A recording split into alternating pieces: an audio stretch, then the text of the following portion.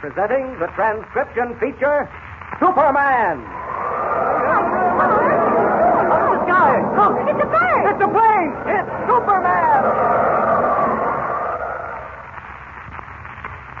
And now, Superman, champion of the weak and the oppressed, who came to Earth from the planet Krypton, possessed of physical powers far beyond those of mortal men, and who fights a never-ending battle against crime and injustice, disguised as Clark Kent, mild-mannered reporter for the Daily Planet, a great metropolitan newspaper.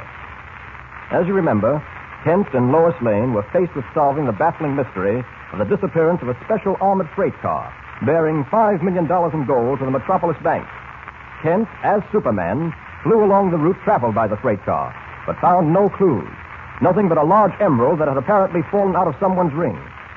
Meanwhile, danger threatens Lois at the railroad terminal in Metropolis. As our story opens today, two tough characters who have been watching her as she questioned various railroad employees are plotting serious harm. Listen. Hey, Mystery. Oh, there you are, Crumb. Did you telephone the boss? Yeah, he says to get rid of those two reporters who've been asking questions of everybody. Gee, Crumb, I don't know. I don't see why we have to kill anybody just because they're asking questions. Well, the boss thinks people who ask too many questions now may find out some embarrassing answers later on. Oh. He believes in getting rid of them right away. Uh-huh. Hey, Yes. I just see the girl. What happened to the fellow who was with her? I lost him in the crowd, Crumb. We can pick him up later. What's she going to do with the girl? Well, I figured that out on my way over here. Yeah? Now, this is what we'll do. The 941 is due in on track 6 in just a few minutes. Uh-huh. Now, I'll manage to get the girl over to the platform at track 6. We'll stand there talking. You come up behind us. And just as the 941 comes in, you shove her in front of it. Get me? Yeah, I get you. When the 941 comes in, I shove her in front of it. Yeah.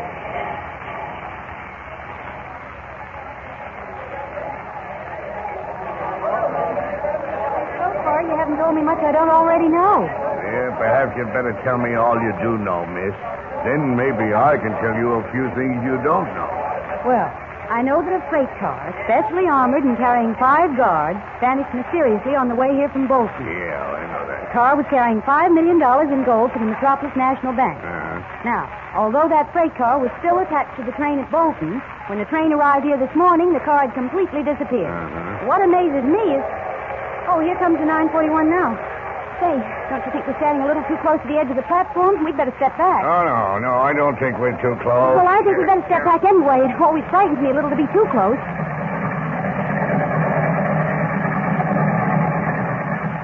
As the 941 puffs its way into the station on track 6, the man called Lispy edges closer and closer to Lois, waiting for the right moment to push her in front of the oncoming locomotive.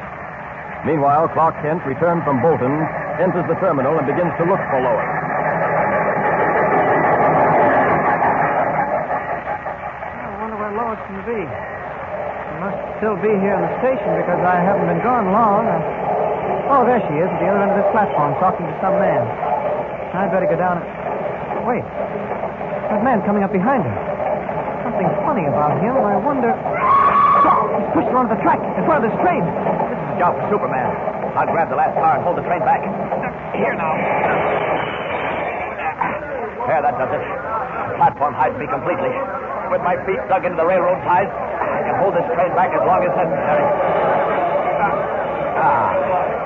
The engineer has applied the brake. My work is done. Girl, all right? Yeah, just bruised a little. Anybody get the guy who pushed her? Oh, happened so quickly, no one had a chance to grab him. He got away in the crowd. Well, I'll say one thing. She's lucky to be alive. How the engineer brought that train to a stop so quickly is beyond me. Yes, sir. It was all... And so, once again, unknown to Lois Lane, Clark Kent, as Superman, is the instrument of saving her from death. Later in the day, when Lois has recovered from the shock of her experience, she and Kent are sent by Editor White to the Metropolis National Bank, there to cover the story of a meeting between Inspector Neely of the police and Reginald Van Doren, president of the bank. Listen. Please make yourself comfortable. Mr. Kent, you may sit here. Miss Lane over there. Inspector over here. Thank you. Inspector, you can well realize this has been the most harrowing day of my life. That freight car is not found and the $5 million recovered, this bank may have to close its doors. Well, the bank has reserves, hasn't it, Mr. Van Doren? Oh, yes, Mr. Kent. We have another $2 million. As a last resort, I may have to have that brought on here to cover my deposit. Mr. Van Doren, would you mind giving me all the details as to that gold shipment? The number of gold bricks, the numbers on them, and all the rest of it? Glad to, Inspector. My secretary, Mr. Fortune, has those figures. Fine. Yes, Mr. Van Doren. Fortune, bring in the figures on the gold shipment, please. Certainly, sir. Why, that's an odd name, Mr. Fortune. Quite appropriate for the secretary of a bank. It is that. Yes, Fortune's been with me many years. Invaluable man. As a matter of fact, I presented him not long ago with a sort of token of the bank's esteem and gratitude for his years of service. Oh, did you? Yes, a rather unusual ring containing one of the largest emeralds I've ever seen. A large emerald? Yes. You seem interested, Mr. Kent. I'll ask Fortune to show it to you. Here he is now. The figures you wanted, Mr. Van Doren. Thank you. Oh, Fortune, I see you're not wearing your ring. One the bank gave you some time ago. No, sir, Mr. Kent here wanted to see it. He's interested in precious stones. Do you have it with you? No, sir, I haven't. You usually wear it all the time. What is it? Mr. Van Doren, I was hoping I wouldn't have to tell you. The truth is, sir, I've lost the emerald. You what? Yes, sir. Must have worked loose in the ring and fallen out. And I'm going to put an ad in the paper, sir. I don't think that would be necessary, Mr. Fortune. What's that, sir? This must be the emerald you lost. Why, so. Where did you get that beautiful emerald? Why, I picked it up at the railroad terminal this morning. You must have been down at the terminal, Fortune. Yes, I was. Are you sure of that, Fortune? I thought you told me you'd spent the morning here at the office. Well, I did, except for a short time. I went down to see the shipment come in. Mr. Kent, I don't know how to thank you. Oh, glad to be able to return it to you. You're sure you found it at the terminal, Mr. Kent?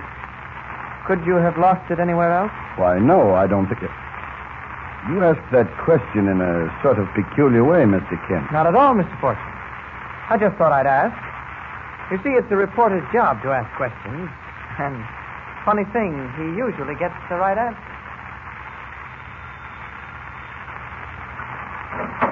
Yes? Who is it? It's me, Leslie Fortune. Oh. I've got to talk to the boss right away. Okay, come in. I'll take you right up. What's wrong? I think someone's onto me. A reporter named Clark Kent. Kent? That guy again? You know him? Yeah. Me and Crum is down at the terminal this morning. We decide Kent and the dame that's with him are asking too many questions. So we make up our minds to bump them off. Well? Well, we push the dame in front of a train. And all of a sudden, the whole train stopped like somebody was holding it back. It was amazing. The engineer must have applied his brakes hard. What about the man, Kent? Well, that's funny, Fortune. He never even showed up. Well, come on, let's go in. I'll signal the boss if you want to talk to him. Yes? Fortune is here, boss. He wants to talk to you. Fortune, I'm glad you've come. I wanted to compliment you on today's work. Had it not been for the information with which you supplied us, we could never have succeeded today in making that freight car vanish. I still don't know how you did it. But that isn't what I've come to talk about. Oh? You remember that emerald ring of mine? Very well. Well, I lost the emerald out of it.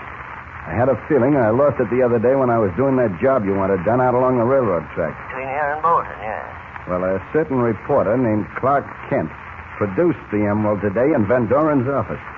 He said he found it in the railroad terminal.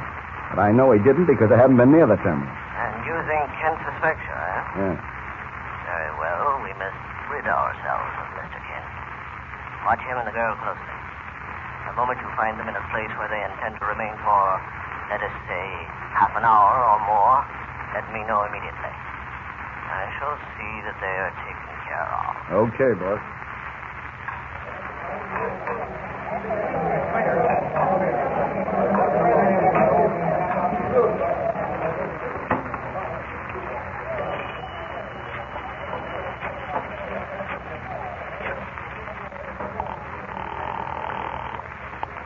Yes?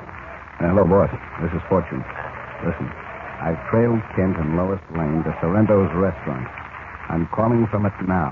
They're going to have dinner here, and it looks as if they'll be here for at least an hour. Good work, Fortune. I'll take care of everything from here on. And what are you going to do? 10 seconds, Fortune. 10 seconds after those two leave the restaurant, our troubles will be over. But what are you going to do then? Hang up on me. 10 seconds, he said. 10 seconds after they leave the restaurant. And I'll just hang around and see what happens.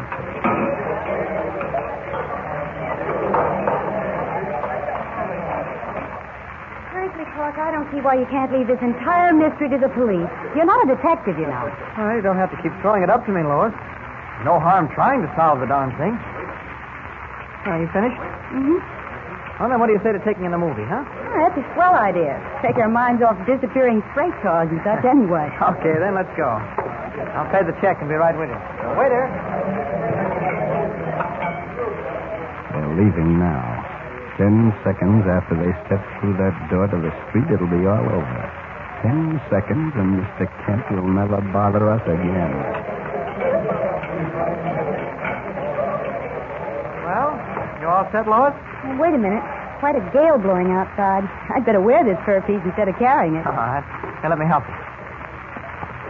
There. Thank you. All right, let's go. Taxi, sir? Taxi? No, thanks. We'll walk. 10 seconds. Yes, 10 seconds, the boss said. 10 seconds after Lois and Clark reached the street. What has the boss in store for our friends? What will happen within the next 10 seconds? And by the way, have you solved the mystery of the vanished freight car? Then be sure to hear the next episode of our story with Superman. And remember, tune in the next thrilling installment of the transcription feature, Superman. Up in the sky, look! It's a bird! It's a plane! It's Superman!